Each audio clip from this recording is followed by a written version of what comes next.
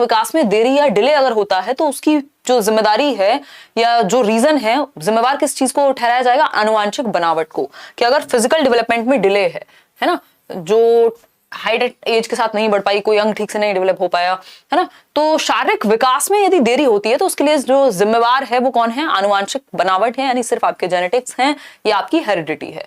ये हुआ एक स्टेटमेंट। तो क्या ये सही है कि सिर्फ हेरिडिटी जिम्मेदार है अगर फिजिकल डेवलपमेंट में डिले होता है तो?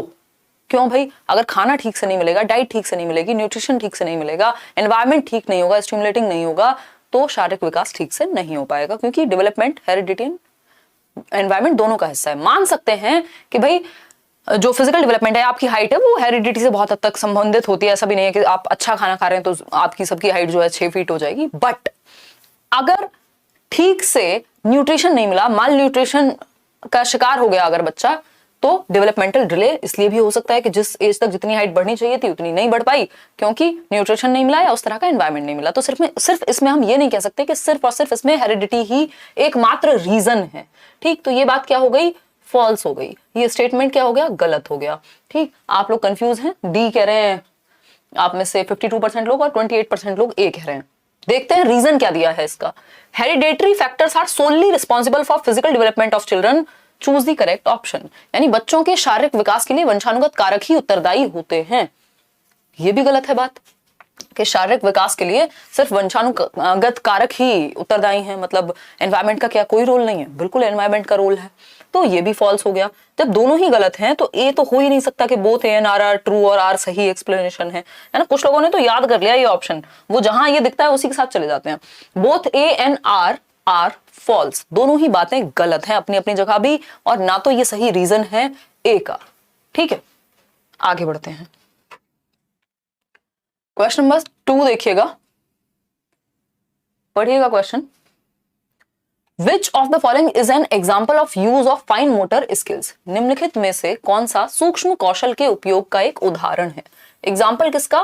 सूक्ष्म कौशल के उपयोग का उदाहरण है। बताइए, फटाफट से बताइए। फाइन मोटर स्किल्स के यूज का एग्जाम्पल। हमें पता है दो तरह की मोटर स्किल्स हैं। एक है ग्रॉस मोटर स्किल्स जिसमें बड़ी मांसपेशियों का यूज होता है, दूसरी है फाइन मोटर स्किल्स जिसमें सूक्ष्म यानी छोटी मांसपेशियों का समन्वयन या कोऑर्डिनेशन यूज होता है। ग्रॉस है स्थूल, ग्रॉस क्या है? स्थूल, राइट। अगर हम बात करते हैं 66% लोग कह रहे हैं सी ऑप्शन, जो कि बिल्कुल सही है ना। बाकी के लोग क्यों नहीं बता पा रहे? घसीट कर लिखना, या जो हम ऐसे ही कुछ भी कीलम काटी नहीं बना देते बच्चे, दीवारों पे कुछ भी चला दिया, ऐसा है वो भी पेन हाथ में आएगा, कुछ भी लिख रहे हैं, उसको आप पढ़ नहीं सकते। ये इतना घसीट के लिखा हुआ है कि आप इसको पढ़ नहीं सकते, ये रीडेबल नहीं होगा, है ना। तो ये स्क्रिबलिंग है। स्क्रिबलिंग क्या है? Fine motor skills. उंगलियों से करेगा ना बच्चा स्क्रिबल करना, ये राइटिंग की पहली स्टेज है कि स्क्रिबल करता है बच्चा, पेन पकड़ के कुछ भी टेढ़ा मेढ़ा बनाएगा, लेकिन उंगलियों का प्रयोग करके फिंगर्स का कोऑर्डिनेशन लगेगा, यानी फाइन मोटर स्किल्स। फिंगर और आई मसल्स जो हैं वो आपकी फाइन मोटर स्किल्स में आती हैं। ग्रॉस मोटर स्किल्स क्या है? ग्रॉस मोटर स्किल्स हैं आपकी जिसमें बड़ी मांसपेशियां, जैसे आपकी आर्म्स, बाहों की मसल, आपके लेग्स की मसल्स, ये सब क्या है? बड़ी मांसपेशियां जो चलने में, दौड़ने में, कूदने में, भागने में। ठीक, तो रनिंग में क्या है? ग्रॉस मोटर स्किल्स, ये बात हमें पता है। वॉकिंग में भी क्या है? Gross motor skills. जंपिंग में भी क्या होगा? बड़ी मांसपेशियों का प्रयोग होगा। स्क्रिबलिंग जो है उसमें मेनली आपका स्क्रिबलिंग हुआ, राइटिंग हुआ, ड्राइंग हुआ, पेंटिंग हुआ, आईलाइनर लगाना हुआ, निटिंग हुआ, यानी बुनाई, कढ़ाई, इन सब चीजों में क्या लगता है? फाइन मोटर स्किल्स, क्योंकि उंगलियों की और आंखों की मसल, छोटी मसल्स का कोऑर्डिनेशन यूज होता है। ठीक है, आईलाइनर से याद आया, इतना वाहियात पीछे मैंने कल पढ़ा था कहीं पे, इंस्टाग्राम पे ही देख लिया था बाय चांस, मैं ऐसे ही स्क्रॉल कर रही थी, थोड़ा देखती रहती हूँ क्या ट्रेंड चल रहे हैं। तो किसी ने लिखा हुआ था, हंसेंगे नहीं आप लोग, कि पता नहीं क्या क्या तो था वो, हाँ किसी ने कोई चैट थी जो ऐसी वायरल थी, मैं आपको पका रही हूँ बिल्कुल, अब मेरा मन कर रहा है, मेरी मर्जी है। तो किसी ने लिखा हुआ था हाय आई एम काजल, कोई चैट थी, तो नीचे से रिप्लाई आया एंड आई एम आईलाइनर। तो किसी ने नीचे लिखा हुआ था कि तुम सिंगल ही मरोगे, है ना। तो ये इतना गंदा पीछे मुझे याद आया, ये आईलाइनर से, ये एग्जांपल मैं देती रहती हूँ इसलिए याद आया। चलो खैर आते हैं क्वेश्चन नंबर 3 पे। जिनको समझ आ गया बहुत बढ़िया, जिनको नहीं समझ में आया कोई बात नहीं, है ना। आजकल ऐसी ही बातें होती हैं, इंस्टाग्राम और फेसबुक पे ही रहेंगे लोग तो क्या करेंगे, है ना। तो आगे से आपको कोई बताए कि शी इज काजल तो प्लीज ये मत कहिएगा कि आप आईलाइनर हैं, नहीं तो ब्लॉक हो जाएंगे। खैर आगे आते हैं। देखो हंसी आ रही है, मतलब आप लोग समझ भी जाते हो हैं। चलो बहुत बढ़िया, बहुत बढ़िया, क्या बात है अभिषेक, है क्या बात। क्वेश्चन नंबर 3 देखो, which of these children would be in the middle childhood stage. Middle childhood stage यानी 8 से 13 वर्ष के आसपास की कहीं ये स्टेज होगी। लेटर चाइल्डहुड के ही आसपास रहता है ये, 1-2 साल इधर या उधर, इसी को हम मिडिल चाइल्डहुड कह देते हैं, मध्य बाल्यावस्था कह देते हैं। जब उसको लेटर चाइल्डहुड कह करके क्वेश्चन नहीं पूछना होगा तो वो मिडिल चाइल्डहुड कह करके क्वेश्चन पूछ लेगा। ठीक, अगर हम बात करते हैं मिडिल चाइल्डहुड की, अगर हम बात कर रहे हैं तो कौन सा बच्चा मिडिल चाइल्डहुड में होगा, यानी इन 4 ऑप्शंस में से किस एक एक्टिविटी को देख करके आप मानेंगे कि ये मिडिल चाइल्डहुड में होने वाले बच्चे की विशेषता है। पहला ऑप्शन है a child who is beginning to imitate social roles while engaging in make believe play, यानी एक बच्चा जो सामाजिक भूमिकाओं की नकल करना शुरू कर देता है और काल्पनिक खेल जैसे डॉक्टर खेलना, क्या मेक बिलीव प्ले है, प्री ऑपरेशनल में आता है 2 से 7 वर्ष की अवस्था में। तो मिडिल चाइल्डहुड तो भाई आपका कहीं 8 से 13, 7 से 11 इस तरफ होगा। A child who has developed an understanding of the meaning of rules and can reason, यानी एक बच्चा जिसने नियमों के अर्थ की समझ विकसित कर ली और तर्क उसमें आ चुका है। हाँ ये बात सही है, 8 से 13, 7 से 11 ये प्याजे भी हमें कह रहे हैं कि रीजन तर्क आने लगता है। ठीक बात है, फिर भी पढ़ लेते हैं बाकी ऑप्शंस। सी ऑप्शन है a child who can hypothesised possible causes and accordingly design complex experiments. अब हाइपोथेसाइज करेगा दैट मींस 11 साल के बाद की बात होगी, ये मिडिल चाइल्डहुड की बात नहीं है।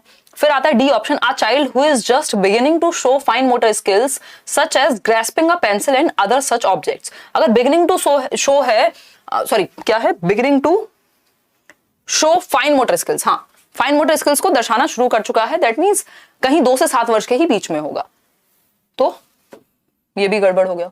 तो मिडिल चाइल्डहुड के हिसाब से सिर्फ बी ऑप्शन ही सही है। सिर्फ 50% लोग आंसर कर पा रहे हैं इतने आसान सवाल का। ठीक है, आगे बढ़ेंगे नेक्स्ट क्वेश्चन पे। क्वेश्चन नंबर देखिए 4। क्वेश्चन नंबर 4 देखिएगा, लॉट्स ऑफ क्यूज, यानी क्यूज मतलब हिंट कह लीजिए, about gender appropriate ways of behaving come from films and advertisements, यानी फिल्मों और विज्ञापनों से जेंडर यानी किसी भी लिंग में कैसे व्यवहार करते हैं, यानी महिलाएं और पुरुष क्या कैसा व्यवहार करेंगे, क्या एक्सेप्टेबल बिहेवियर है सोसाइटी में, ये हम कहां से सीखते हैं। हम बहुत हद तक प्रभावित होते हैं, हमें बहुत हद तक हिंट मिलती है, कहां से, मूवीज से या एडवर्टीजमेंट से, फिल्म से या फिर एडवर्टीजमेंट से। आजकल क्या फैशन चल रहा है, कैसे कपड़े पहने जाएंगे, है ना, ये चल रहा है वो चल रहा है, तो वो कहां से आ रहा है, फिल्म से या एडवर्टीजमेंट से। ठीक, अगर हम बात करें तो नेक्स्ट है this highlights the role of dash as a dash agency of socialisation, यानी यह समाजीकरण की डैश संस्था के रूप में डैश की भूमिका पर प्रकाश डालता है। समाजीकरण की क्या, द रोल ऑफ, किसका रोल है ये, मीडिया का या स्कूल का। भाई ये फिल्म्स और एडवर्टीजमेंट मीडिया में ही तो आती हैं, तो ये भी हो सकता है, ये भी हो सकता है।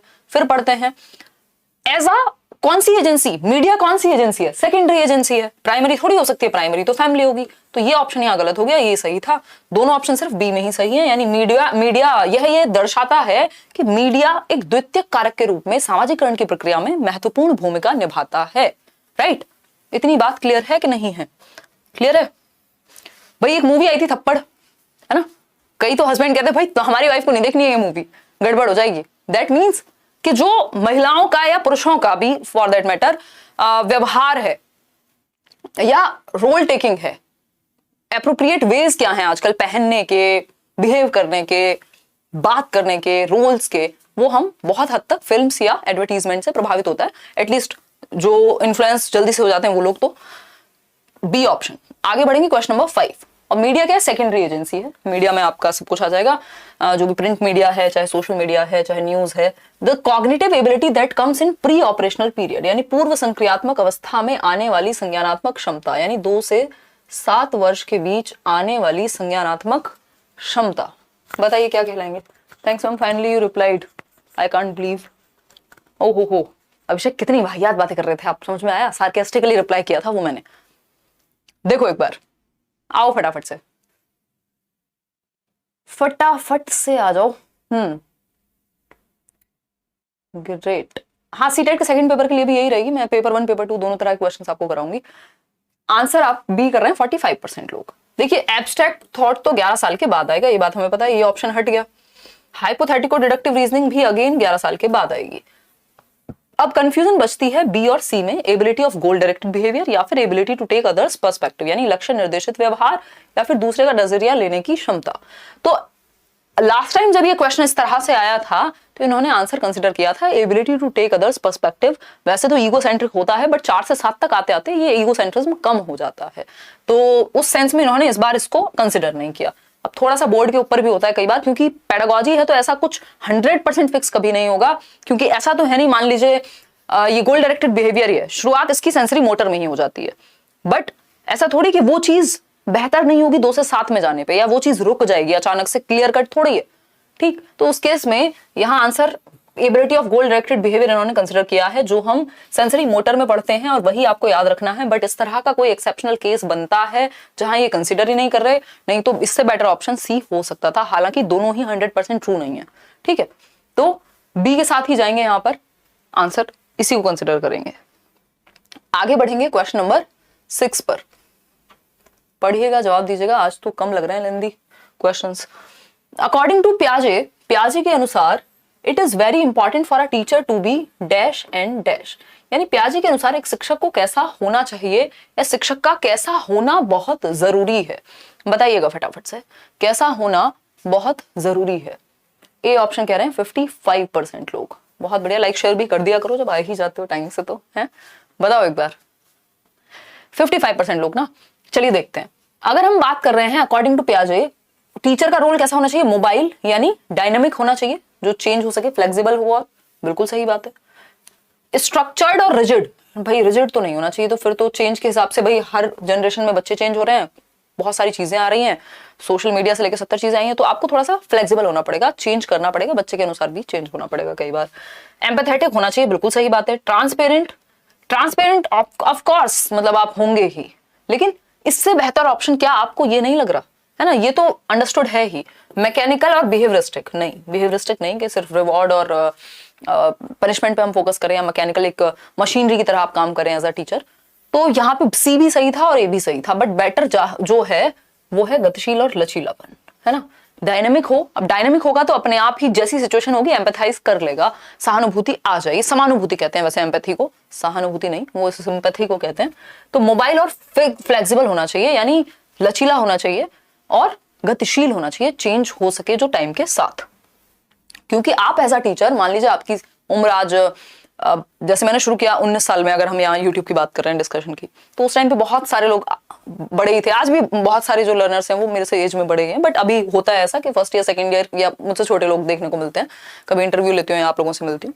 तो क्या वो एज के साथ ऐसा तो नहीं हो सकता कि आप हमेशा एक जगह पे फिक्स हो जाएं और आपकी एज आपके लर्नर्स की एज के साथ चेंज होती रहे, बट आपको कनेक्ट तो हर बच्चे से करना है, चाहे वो आपसे एज में छोटा हो, मतलब जनरली तो स्कूल में तो यही होगा कि छोटा ही होगा। तो हर बार जब नई जनरेशन आएगी और आप रिजिड होंगे, आप में लचीलापन नहीं होगा, आप में गतिशीलता नहीं होगी, आप डायनेमिक नहीं होंगे, तो बच्चे आपसे कनेक्ट ही नहीं कर पाएंगे, है ना। अब कितना कनेक्ट करते हैं आप उन लोगों से जो बिल्कुल ही आपकी दुनिया या आपकी बातें या उनको आपके एग्जाम्पल और आपको उनके एग्जाम्पल जिनको समझ ही ना आते हो। तो ये जरूरी है कि टीचर टाइम के साथ थोड़ा परिवर्तन लाए, डायनेमिक हो। ठीक, तो A option is the right answer, वो भी आजकल के बदलते जमाने में।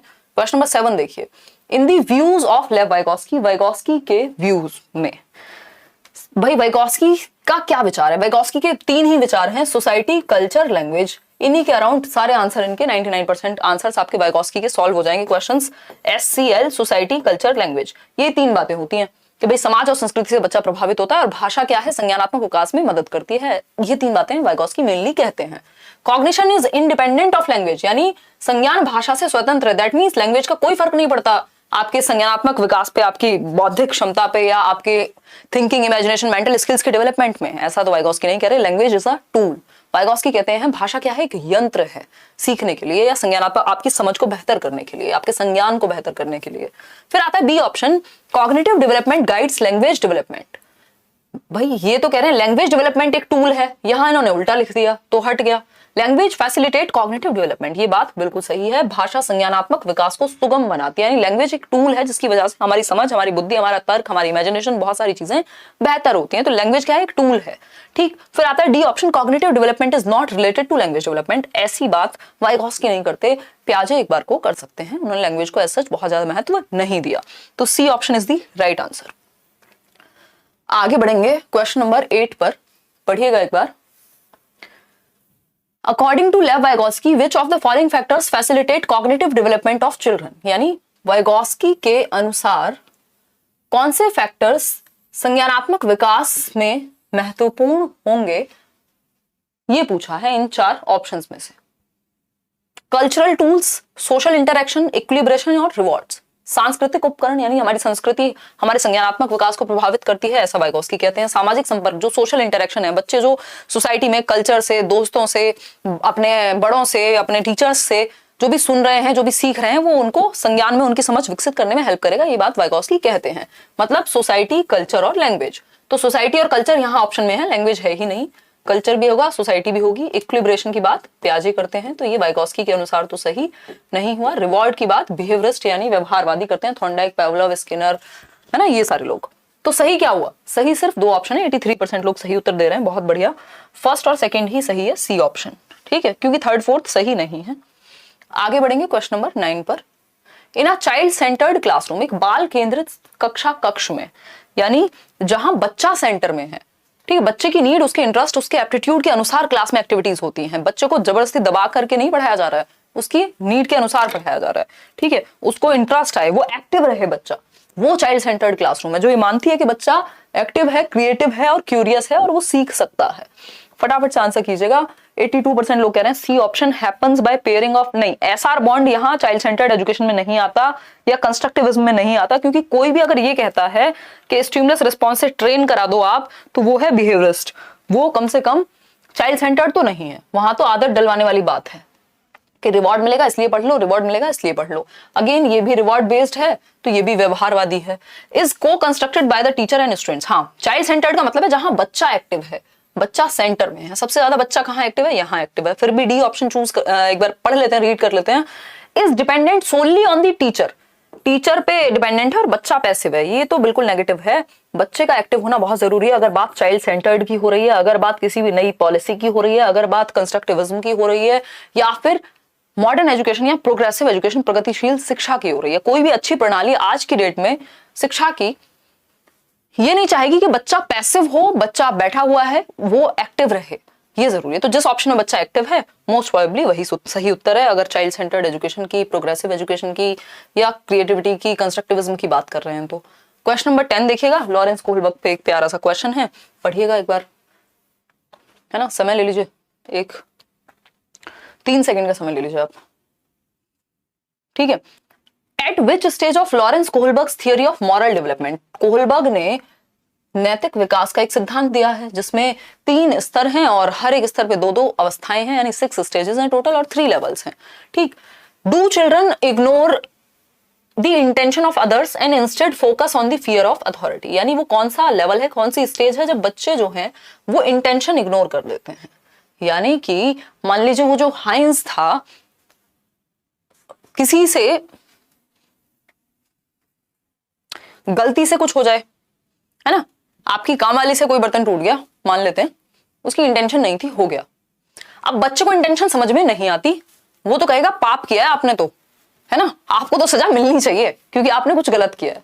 तो बच्चे का इंटेंशन नहीं देख पाएगा। या हाइंस ने अगर चोरी की तो अपनी वाइफ की जान बचाने के लिए की, है ना, वो झूठ जो किसी की जान बचाने के लिए बोला जाए झूठ नहीं होता, ऐसा कहा जाता है, हमारे जनरली चलता है इंडिया में, तो ये वैल्यू सिस्टम में है हमारे। तो यहाँ पे क्या मतलब है, इंटेंशन मैटर करेगी, बट इनके केस में इंटेंशन मैटर नहीं कर रही, बच्चा इंटेंशन नहीं देख पाएगा कि पीछे इंटेंशन क्या है। And instead focus on the fear of authority, उसको रूल्स का डर है, अथॉरिटी का डर है कि गलत किया है, सजा मिलनी चाहिए, चाहे किसी भी वजह से किया हो, कोई भी इंटेंशन हो, नेगेटिव कॉन्सिक्वेंस तो आएंगे। तो ये पनिशमेंट एंड ओबीडियंस है, ये गुड बॉय गुड गर्ल है, लॉ एंड ऑर्डर है, या सोशल कॉन्ट्रैक्ट ओरिएंटेशन है, बताइए। इसमें कई लोग कंफ्यूज हो रहे हैं, है ना, 5100 लोग देख रहे हैं और 2400 लोगों ने लाइक किया, ऐसे नहीं चलेगा, है ना, ऐसे नहीं चलेगा, बाकी के 2500 और 2600 लोगों को लाइक करना ही पड़ेगा। खैर ये सब तो छोड़ो, इधर आ जाओ। सोशल कॉन्ट्रैक्ट, आप लोग पता नहीं क्या क्या जवाब दे रहे हो, ए और सी में कंफ्यूज हो। सोशल कॉन्ट्रैक्ट तो ये हो नहीं सकता क्योंकि समाज में क्या चल रहा है उस बारे में यहाँ बात ही नहीं हो रही, ठीक। गुड बॉय गुड गर्ल भी नहीं है क्योंकि किसी की नजर में अच्छा बनने की बात ही नहीं है, बस अथॉरिटी से डर है। ये पढ़ लीजिए एक बार, fear of authority and negative consequence के सजा मिलेगी इसलिए बात को मानना है। यहाँ पे ये नहीं लिखा कि लॉ एंड ऑर्डर मेंटेन्ड रहना चाहिए क्योंकि रूल्स आर रूल्स, अगर रूल्स को ब्रेक करेंगे तो फिर सब ब्रेक करेंगे, ऐसी कोई बात नहीं हुई। यहाँ सिंपल है, फियर, डर की वजह से। इंटेंशन क्यों नहीं मैटर कर रही, डर की वजह से। यहाँ एक बार को कर सकती थी, ठीक है। तो पनिशमेंट एंड ओबीडियंस है, ये दंड एवं आज्ञाकारिता है। लॉ एंड ऑर्डर ये नहीं है, क्योंकि लॉ एंड ऑर्डर में लैंग्वेज कुछ और होती, ये नहीं होती कि फियर ऑफ अथॉरिटी यानी अथॉरिटी के डर से। लॉ एंड ऑर्डर में आप इसलिए रूल्स फॉलो नहीं करते क्योंकि आपको चालान लग जाएगा, इसलिए भी फॉलो करते हैं क्योंकि अगर आप रूल ब्रेक करेंगे तो एक व्यक्ति अगर रूल ब्रेक करेगा तो सब रूल ब्रेक करेंगे, और रूल समाज की भलाई के लिए हैं, ठीक। तो A option is the right answer. आगे बढ़ते हैं क्वेश्चन नंबर 11 से। क्वेश्चन नंबर 11 पढ़िएगा एक बार। हार्वर्ड गार्डनर के बारे में पूछा है, the ability to use language fluently, यानी भाषा को धारा प्रवाहिता के साथ यूज कर पाना, लचीलापन जहां जैसे शब्दों को मोल्ड करने की जरूरत हो कर पाए, अपने आप को एक्सप्रेस कर पाए, ये किस प्रकार की बुद्धि के कैरेक्टरिस्टिक्स हैं, विशेषता है। यानी आप लैंग्वेज के साथ अच्छे से लैंग्वेज को यूज कर पा रहे हैं, फ्लुएंटली बोल पा रहे हैं, फ्लेक्सिबली यूज कर पा रहे हैं, मैनिपुलेट कर पा रहे हैं, जहां जरूरत है जैसे जिन शब्दों का इस्तेमाल करने की वो कर पा रहे हैं, दैट मींस आप लिंग्विस्टिकली इंटेलिजेंट हैं। सिंपल आंसर है, इसमें क्या है ना। लिंग्विस्टिक इंटेलिजेंस है, आप में भाषाई बुद्धि है, भाषिक बुद्धि है, आप भाषा में अच्छे हैं, चाहे वो टीचर हो, चाहे वो आपके क्या कह सकते हैं ओरेटर हो सकते हैं, या पॉलिटिकल जो लोग हैं वो हो सकते हैं, ठीक। तो नेचुरलिस्टिक पोइट हो सकते हैं। नेचुरलिस्टिक तो नेचर की बात होती है, पेड़ पौधों की वो है ही नहीं। स्पेशल होता है, स्थान की बात होती। इंट्रापर्सनल है, सेल्फ की अंडरस्टैंडिंग। तो ए ऑप्शन ही बचता है जो एकमात्र सही उत्तर यहां हो सकता है। क्वेश्चन नंबर 12 देखिएगा एक बार। Question number 12, which of the following is not an effective strategy, कौन सी एक स्ट्रेटजी प्रभावशाली नहीं है, नॉट लिखा है, to cater to individual differences. Individual differences मतलब बच्चों में व्यक्तिगत विभिन्नताएं पाई जाएंगी, कोई भी दो बच्चे एक जैसे या कोई भी दो इंडिविजुअल्स दुनिया में बिल्कुल एक जैसे नहीं हो सकते, या हम सभी में अंतर पाया जाता है, चाहे वो हमारी रुचि यानी इंटरेस्ट, एप्टीट्यूड, अभिक्षमता, अभिवृत्ति, एटीट्यूड, इन सब के बेसिस पे हो, कलर, कास्ट, क्रीड, किसी भी बेसिस पे हो सकता है, but shape, size, height, weight, whatever it is, हम सभी में अंतर पाया जाता है। यानी यूनिटी इन डाइवर्सिटी की बात होगी। इंडिविजुअल डिफरेंसेस को हमें ध्यान में रखना है। अगर इंडिविजुअल डिफरेंसेस नहीं होंगे तो बच्चे क्या, हम सभी रोबोट्स बन जाएंगे, क्योंकि सब एक जैसे ही होंगे, अंतर होगा ही नहीं किसी में, ठीक है। तो कौन सा एक सही तरीका नहीं है अगर आप व्यक्तिगत विभिन्नताओं से डील करना चाहते हैं क्लासरूम में? तो पहला ऑप्शन है reflect on one's verbal and non verbal communication. अपने मौखिक और गैर मौखिक संचार पे आप ध्यान दें कि आप इनडायरेक्टली क्या कह रहे हैं बच्चों को। ऐसा तो नहीं आप किसी एक स्पेसिफिक बच्चे को कुछ कह दे रहे हैं, किसी एक जाति समूह के बारे में कुछ कह दे रहे हैं, तो बच्चा अपने आप में कॉम्प्लेक्स फील करे या उसको इंफीरियर फील हो या उसको बुरा लगे, ऐसा तो आप कहीं भी कन्वे नहीं कर रहे हैं। तो आपको ये पता होना चाहिए कि अलग अलग तरह के बच्चे हैं, सभी का ध्यान रखना है आपको। ऐसा नहीं कर सकते आप किसी ग्रुप को नीचे गिरा दें। रिकॉग्नाइज एंड रिस्पेक्ट डिफरेंसेस, हाँ आपको अंतर जो है या डिफरेंसेस जो है, विभिन्नताएं जो है, उनको पहचान के उनको रिस्पेक्ट करना है कि हाँ अंतर होना स्वाभाविक है। यूज डाइवर्स पेडागोजिकल स्ट्रेटजीज, अलग अलग शैक्षणिक तरीकों का आपको इस्तेमाल करना है। बिल्कुल सही बात है, क्योंकि बच्चों के इंटरेस्ट अलग है, एप्टीट्यूड अलग है, उनका सोचने का नजरिया अलग है, सब अलग तरीके से सीखते हैं, तो स्ट्रेटजी भी अलग अलग होनी चाहिए। Identify deficits in students and correct them, भाई आप बच्चों में कमियां ढूंढ के और उनको करेक्ट करेंगे, दैट मींस आप लेबल कर रहे हैं बच्चे को, आप पॉइंट आउट कर रहे हैं जो आपके लिए नेगेटिव हो सकता है।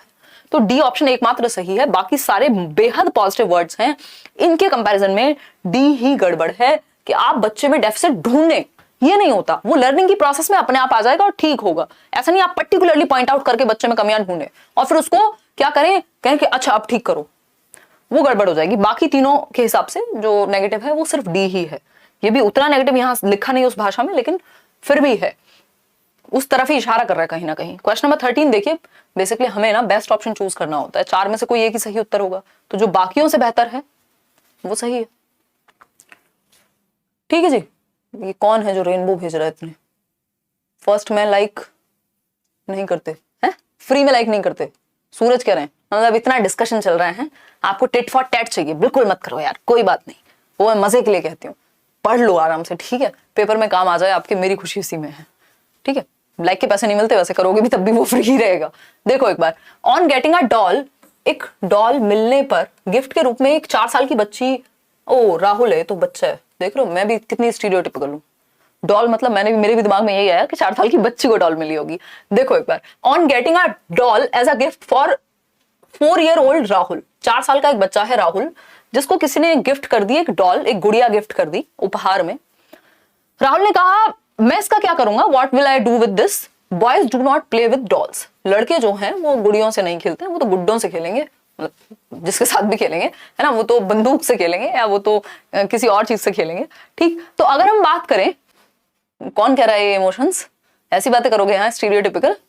देखो एक बार, अगर हम बात करें तो लड़के गुड़ियों से नहीं खेलते, यह क्या दर्शाता है बताओ एक बार, फटाफट से बताओ। जेंडर रेलिवेंस है, ये प्रासंगिक है, बिल्कुल भी नहीं है। जेंडर डिस्क्रिमिनेशन है, हाँ कुछ हद तक कह सकते हो। जेंडर स्टीरियोटाइप है, बिल्कुल है। जेंडर इक्विटी है कि आप नीड के हिसाब से समझ रहे हैं, नीड के हिसाब से कहां समझ रहे हैं। डिस्क्रिमिनेशन, पक्षपात हो सकता था, बट इससे बेहतर ऑप्शन क्या है, स्टीरियोटाइप। क्योंकि पक्षपात कब होता है, पक्षपात उल्टा भी हो सकता है कि आप अगर लड़कों के साथ गलत कर रहे हैं तब भी आप पक्षपाती हैं, ऐसा जरूरी नहीं है कि सिर्फ लड़कियों के साथ गलत होगा, बट जो चला आ रहा है अगर उसका एग्जाम्पल है तो स्टीरियोटाइप है, रूढ़िबद्धता है जो समाज में चली आ रही है पहले से कि भाई लड़कियां ही खेलती हैं डॉल से, लड़के डॉल से नहीं खेलते, है ना, घर का काम लड़के नहीं करते। ये क्या स्टीरियोटाइप है, रूढ़िबद्धता है, समाज ने रोल्स निर्धारित कर दिए हैं पहले से और वो इतने सालों साल तक चले हैं कि वो परंपरा बन गई है। वो कभी खुशी कभी गम वाली ना परंपरा है, तो उनकी परंपरा ही हो गई है जो कि गड़बड़ है, इसको अब चेंज करने की जरूरत है। ठीक, आगे बढ़ेंगे, C option is the right answer. आगे बढ़ेंगे, क्वेश्चन नंबर 14 देखिए, क्वेश्चन नंबर 14 देखिएगा। To ensure assessment for learning, यानी आप एंश्योर करना चाहते हैं कि असेसमेंट फॉर लर्निंग यानी सीखने के लिए आकलन, यानी लर्निंग के लिए जो असेसमेंट है वो अच्छा होता है कि आपको फीडबैक मिलेगा, इसलिए आप असेसमेंट कर रहे हैं, टीचिंग लर्निंग प्रोसेस के दौरान ही कर लेंगे, बजाय कि assessment of learning. Assessment of learning है आफ्टर जो भी आपकी लर्निंग प्रोसेस हो गई है उसके बाद कह लीजिए एक हद तक, या आपको जांचने के लिए या सबमिटिव असेसमेंट का हिस्सा है, फीडबैक के लिए नहीं, एक तरह से जजमेंट के लिए होता है। ठीक है, बहुत बढ़िया प्रिंस, आप कहने आप बहुत अच्छा पढ़ाते हैं। हाँ, मैं हंसी मजाक में डिस्कशन की कोशिश करती हूँ, बहुत दिनों से ज्यादा सीरियस हो रही थी मैं, तो लास्ट 1 वीक में मेरे मूड में परिवर्तन थोड़ा सा आपको दिख रहा होगा आप लोगों के कहने पे। देखिए एक बार, तो अगर हम बात करें तो पहला ऑप्शन है focus solely on the cognitive capabilities of the learners, यानी शिक्षार्थियों की केवल संज्ञानात्मक क्षमताओं पर ध्यान केंद्रित करें। नहीं भाई, असेसमेंट फॉर लर्निंग में आपको सारे एस्पेक्ट्स देखने हैं, सिर्फ दिमाग क्यों। Incorporate assessment into the daily process of teaching learning, ये बात तो सही है कि असेसमेंट क्या होना चाहिए, डेली टीचिंग लर्निंग प्रोसेस में इंक्लूड हो जाना चाहिए, ताकि बच्चे को डर ना लगे, उसको टेंशन भी ना हो कि कोई टेस्ट हो रहा है। ठीक, give importance to teaching through the method of direct instruction only, ये टीचर सेंटर्ड मेथड हो जाएगा। पे एम्फेसिस ऑन कंपैरिजन अमंगस्ट, भाई बच्चों को कंपेयर क्यों करना है आपको, बच्चे को उसकी अपनी प्रीवियस परफॉर्मेंस से कंपेयर कर सकते हो, दूसरे बच्चों से नहीं। ठीक है, तो B option is the right answer कि आप असेसमेंट को, आकलन को शिक्षण अधिगम की दैनिक प्रक्रिया में इस तरह से इंक्लूड कर लीजिए। इसीलिए इसको हम असेसमेंट फॉर लर्निंग कहते हैं कि आप आकलन कर भी रहे हैं तो किस लिए, कि आपको फीडबैक मिल जाए, आप बेहतर तरीके से सिखा पाए बच्चे को, तो वो टीचिंग लर्निंग प्रोसेस में ही आकलन की प्रक्रिया यहां जुड़ी रहेगी। ऐसा नहीं होगा कि अलग से बाद में टेस्ट का डर बिठा के आपने टेस्ट लिया। क्वेश्चन नंबर 15 देखिए, लास्ट क्वेश्चन है आज के लिए, आज हम 15 ही क्वेश्चन करने वाले हैं। Question number 15 says critical thinking in children can be promoted by asking questions such as, यानी किस तरह के क्वेश्चंस पूछने से समालोचनात्मक चिंतन, क्रिटिकल थिंकिंग क्या है कि आप जस्ट किसी बात को मान ना लें, उसको सभी एस्पेक्ट्स में देखें, उस पर लॉजिक लगाएं, है ना, फैक्ट्स देखें, ये सारी बात। अरे यार आप ही लोग इंपॉर्टेंट हैं अनु सिंह, आपको कैसे नहीं देंगे इंपॉर्टेंस, है आंसू आ जाएंगे मेरे। देखो एक बार, अगर हम बात करें in which year was the forest rights act passed, अगर आप ये पूछेंगे बच्चों से कि जो वन अधिकार अधिनियम है किस वर्ष पास हुआ था, तो वो चुपचाप से बता देंगे 2007, या जो भी एक वन वर्ड आंसर होगा इसका। तो इसमें कोई क्रिटिकल थिंकिंग लगी ही नहीं है, तो बस रिकॉल लगा, जो याद था वो बता दिया। What is the sum of 3, यहाँ पे आपने अगर फाइंड आउट करने को कहते तब भी सोच लेते, what is the sum of 3 angles of a triangle. अब इसमें भी जो फैक्चुअल नॉलेज है वो लगेगी कि त्रिभुज के तीनों कोणों का जो योग है वो क्या होगा। फिर है name the various layers of earth's atmosphere, इसमें भी रिकॉल पावर लगेगी जो उन्होंने याद किया हुआ है। क्रिटिकल थिंकिंग में आपको सोचना पड़ेगा, पहले से कोई फिक्स्ड आंसर नहीं होता। सिर्फ डी ऑप्शन ही बचता है